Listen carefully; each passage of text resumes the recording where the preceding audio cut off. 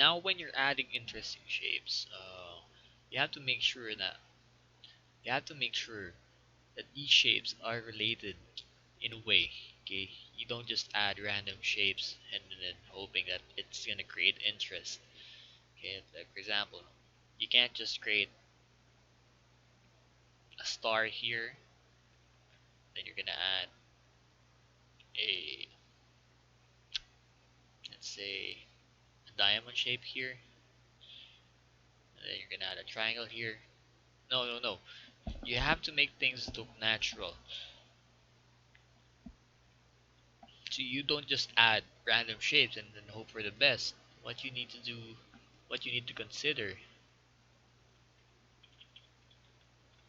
what you need to consider is you're creating shapes that are varied, but they are still related by something, by some common element. Okay.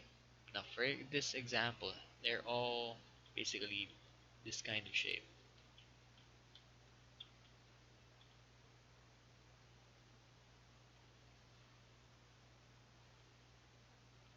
It's almost, it's almost like a bar soap shape.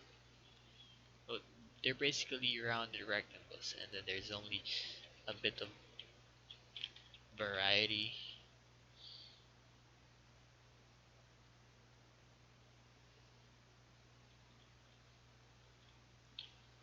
going on here and there.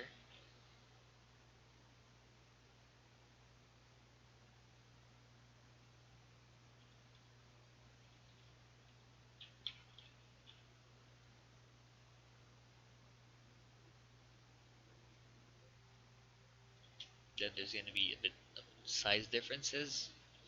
Maybe one's gonna be a bit bigger, one's gonna be a bit smaller than the other. Maybe one's gonna be fatter.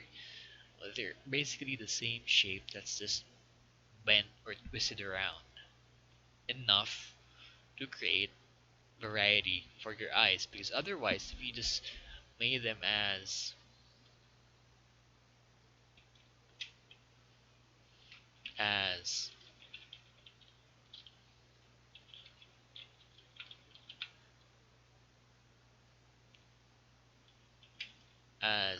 let's say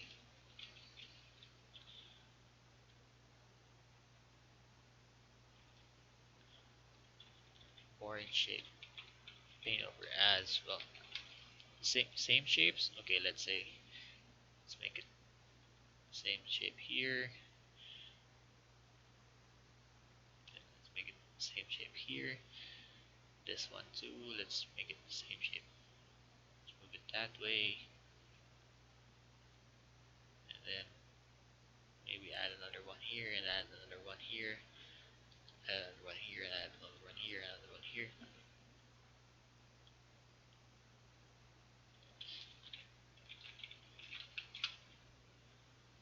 Basically, what you're creating are just these monotonous rectangles, and you're filling out these the canvas with these boring repetitive tone shapes, and it's readily more apparent.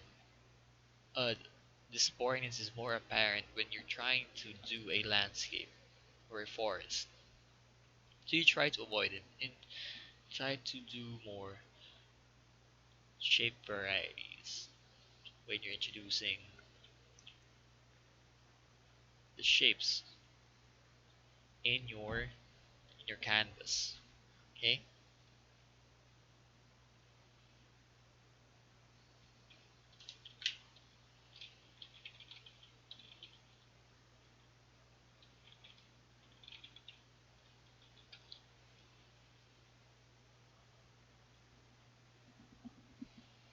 Okay, now moving on, I'm gonna name this layer as the big shapes, and then let's add another layer and name it as medium shapes. Okay, medium shapes of your can of this composition is these trees at the back. Okay, no need to focus on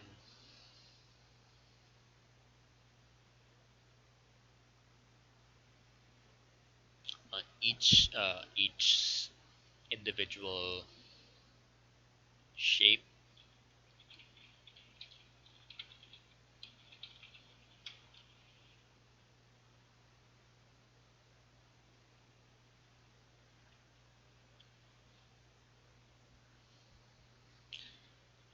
You just have to focus, okay,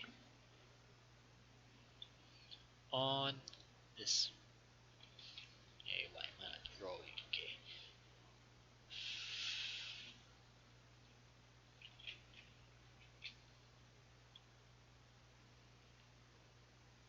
on this, on these circular shapes.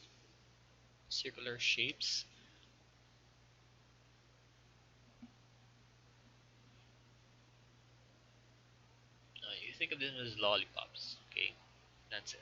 That's one way of uh, putting it.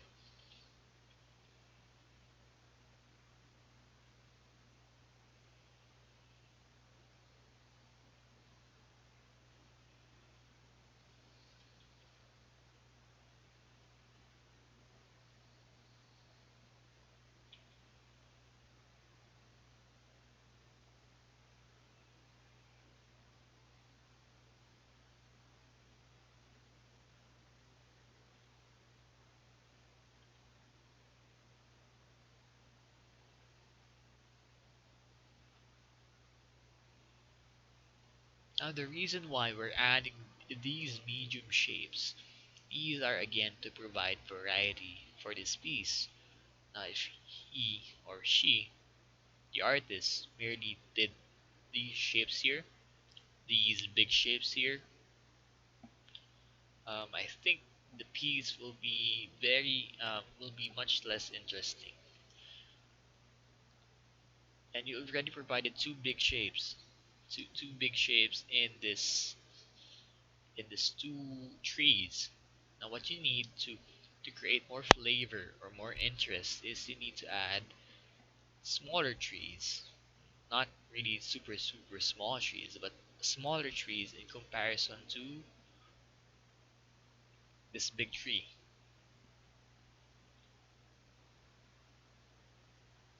And again, it's a way of balancing and avoiding overcrowding, avoiding your piece to be overcrowded.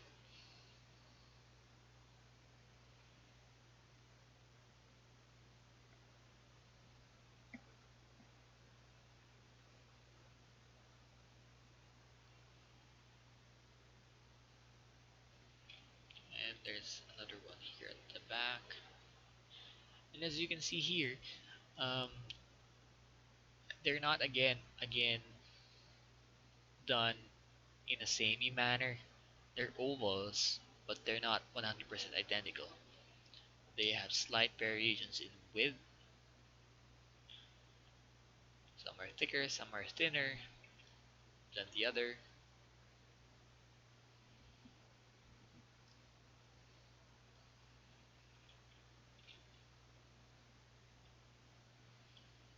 Now let's go back and talk about balance. Okay. Let's see.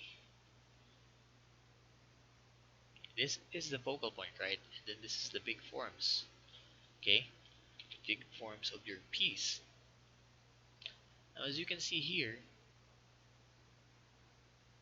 the focal point is favored on the left side of your canvas.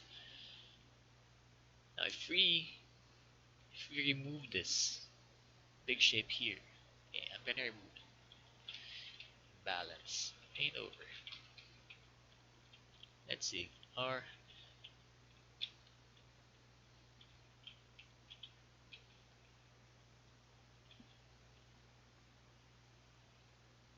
if I try to remove this,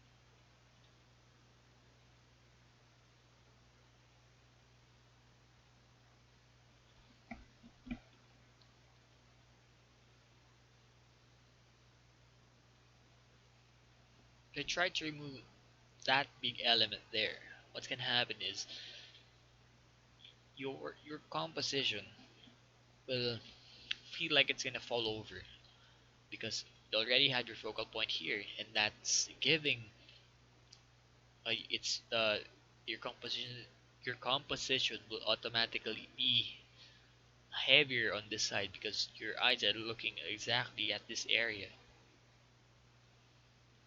Okay, and then you're gonna add another weight, which is this big tree here, without any counterbalance on the right. Your your composition will fall over because you're lacking balance. So that's the reason why there's this form here on the right is much bigger than the form here on the left.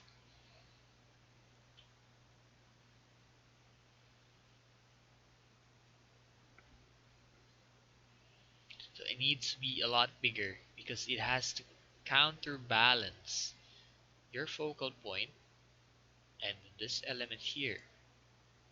So you need to add something heavier on the right side to make it balance. Okay, it's informally balanced. It's not.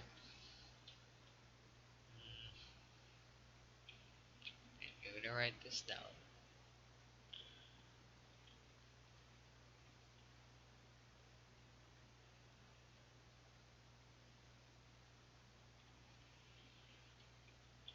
It's not balanced this way.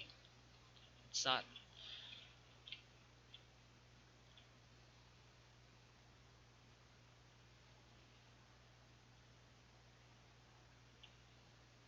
This is formal balance.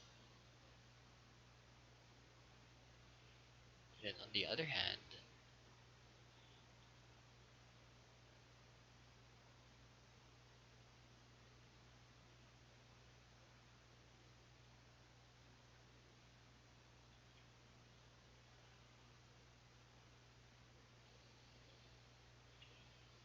you have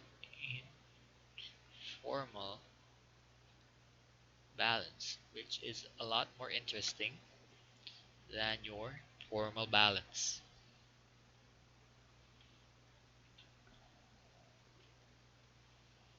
So you try to apply these things, this informal arrangements, informal placements of your focal point, informal balance of elements in your piece.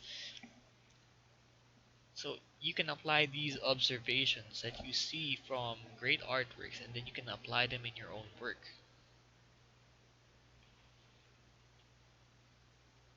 Okay, now we've already established, well, the medium forms, okay, the big forms. Now let's move on to the smaller forms.